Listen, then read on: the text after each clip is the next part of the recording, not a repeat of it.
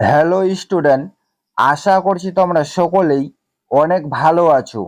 আজকে আমরা আলোচনা করব ডাব্লিউবিপি ও কেপি পরীক্ষার জন্য অত্যন্ত গুরুত্বপূর্ণ প্রশ্ন ও উত্তর। ক্লাসগুলি তোমরা খুব মনোযোগ সহকারে প্রথম থেকে শেষ পর্যন্ত দেখতে থাকো। আশা করছি তোমরা কমন পেয়ে যাবে। আজকে আমাদের প্রথম প্রশ্ন রয়েছে, ভারতের প্রথম জাতীয় উদ্যান কোনটি? এর সঠিক উত্তর হয়ে যাবে ভারতের প্রথম জাতীয় উদ্যান হচ্ছে এখানে জিম করবেট জাতীয় উদ্যান। তারপরে চলে যাব পরবর্তী নাম্বার কোশ্চেনে। পরবর্তী আমাদের দ্বিতীয় নাম্বার কোশ্চেন রয়েছে, প্রথম ভারতীয় মহিলা জাতীয় কংগ্রেসের সভাপতি কে ছিলেন? এর সঠিক উত্তর হয়ে যাবে প্রথম ভারতীয় মহিলা জাতীয় কংগ্রেসের সভাপতি ছিলেন এখানে অপশন এ অর্থাৎ সরোজিনী নাইডু। সরোজিনী নাইডু ছিলেন হচ্ছে প্রথম ভারতীয় মহিলা জাতীয় কংগ্রেসের সভাপতি। তার সঙ্গে তোমরা সালটাও অবশ্যই মনে রাখবে, 1925 সালে ছিলেন হচ্ছে সরোজিনী নাইডু ভারতের জাতীয় কংগ্রেসের মহিলা সভাপতি। তারপরে চলে যাব পরবর্তী নাম্বার কোশ্চেনে। পরবর্তী আমাদের তৃতীয় নাম্বার কোশ্চেন রয়েছে, নোবেল পুরস্কার প্রথম কবে শুরু হয়? এর সঠিক উত্তর হয়ে যাবে নোবেল পুরস্কার হচ্ছে এখানে অপশন এ অর্থাৎ 1901 সালে হচ্ছে শুরু হয়। তারপরে চলে যাব পরবর্তী নাম্বার কোশ্চেনে। পরবর্তী আমাদের 4 নাম্বার কোশ্চেন রয়েছে, ইন্দিরা গান্ধী স্টেডিয়াম কোন রাজ্যে অবস্থিত? এর সঠিক উত্তর হয়ে যাবে ইন্দিরা গান্ধী স্টেডিয়াম হচ্ছে অন্ধ্রপ্রদেশে অবস্থিত। এটা একটি অত্যন্ত ইম্পর্টেন্ট একটি কোশ্চেন রয়েছে, ইন্দিরা গান্ধী স্টেডিয়াম কোন রাজ্যে অবস্থিত? তারপরে চলে যাব পরবর্তী নাম্বার কোশ্চেনে। পরবর্তী আমাদের 5 নাম্বার কোশ্চেন রয়েছে, উবের কাপ কোন খেলার সাথে যুক্ত? উবের কাপ কোন খেলার সাথে যুক্ত? এর সঠিক উত্তর হয়ে যাবে উবের কাপ হচ্ছে এখানে ব্যাডমিন্টন খেলার সাথে যুক্ত। তারপরে চলে যাব পরবর্তী নাম্বার কোশ্চেনে। পরবর্তী আমাদের 6 নাম্বার কোশ্চেন রয়েছে, দক্ষিণ ভারতের গঙ্গা কাকে বলা হয়? এখানে 4টি অপশন দেওয়া রয়েছে। এই 4টি অপশনের মধ্যে দক্ষিণ ভারতের গঙ্গা বলা হয় হচ্ছে এখানে গোদাবরী নদীকে। গোদাবরী নদীকে হচ্ছে দক্ষিণ ভারতের গঙ্গা বলা হয়। তারপরে চলে যাব পরবর্তী নাম্বার কোশ্চেনে। পরবর্তী আমাদের 7 নাম্বার কোশ্চেন রয়েছে, ভারত ছাড়ো আন্দোলন কবে হয়? এর সঠিক উত্তর হয়ে যাবে ভারত ছাড়ো আন্দোলন হচ্ছে এখানে অপশন ডি অর্থাৎ 8ই আগস্ট।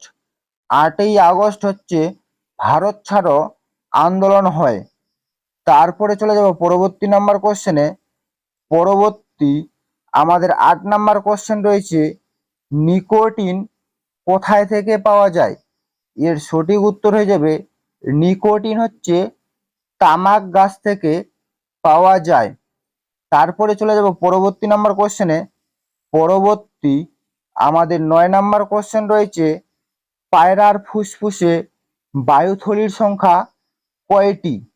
এর সঠিক উত্তর হয়ে যাবে পায়রার ফুসফুসে হচ্ছে অপশন সি অর্থাৎ 9টি বায়ুথলি থাকে।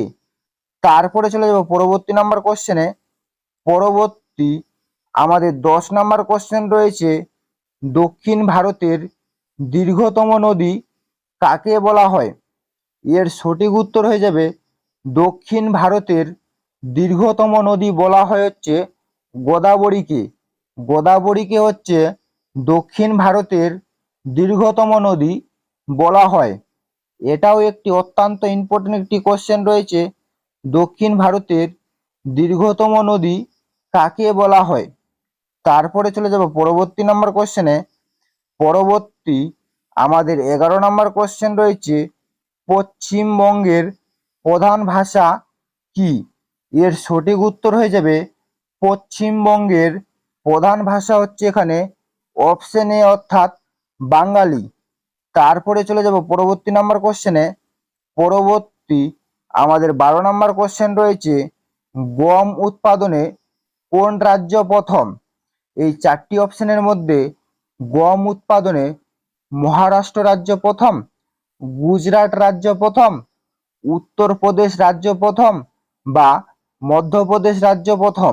এর সঠিক উত্তর হয়ে যাবে গম উৎপাদনে প্রথম রাজ্য হচ্ছে এখানে অপশন সি অর্থাৎ উত্তরপ্রদেশ। উত্তরপ্রদেশ হচ্ছে এখানে গম উৎপাদনে প্রথম রাজ্য। তারপরে চলে যাব পরবর্তী নাম্বার কোশ্চেনে। পরবর্তী আমাদের 13 নাম্বার কোশ্চেন রয়েছে, সাঁওতাল বিদ্রোহ কত সালে হয়? এর সঠিক উত্তর হয়ে যাবে সাঁওতাল বিদ্রোহ হচ্ছে এখানে 1855 সালে হয়।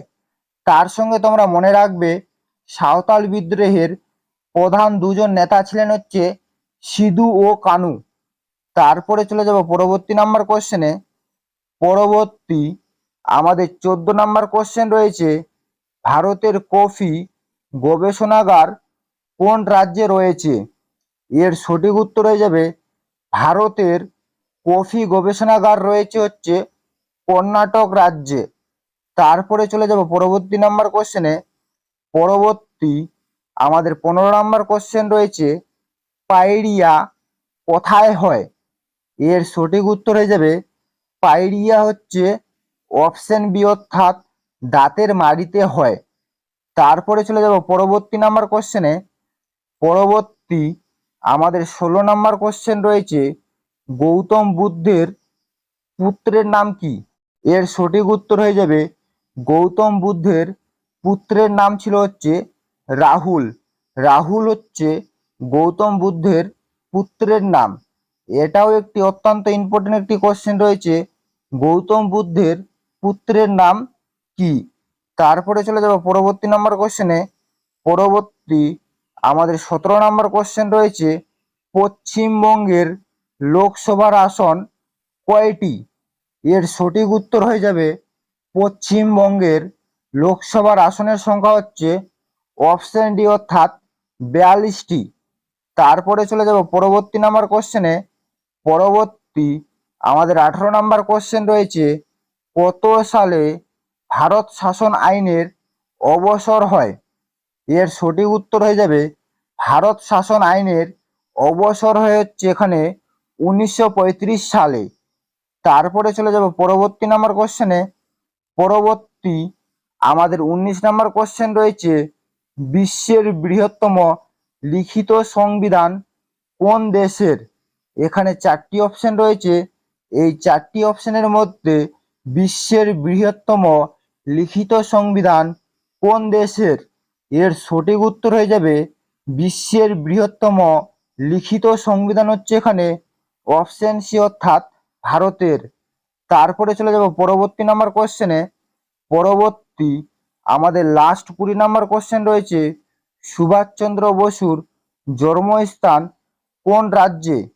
এর সঠিক উত্তর হয়ে যাবে সুভাষচন্দ্র বসুর জন্মস্থান হচ্ছে অপশন এ অর্থাৎ পশ্চিমবঙ্গে। পশ্চিমবঙ্গে হচ্ছে সুভাষচন্দ্র বসুর জন্মস্থান। এই ছিল আজকের আপডেট। যদি তোমাদের ভিডিওটি ভালো লেগে থাকে তাহলে অবশ্যই লাইক, কমেন্ট এবং শেয়ার করে দিবেন।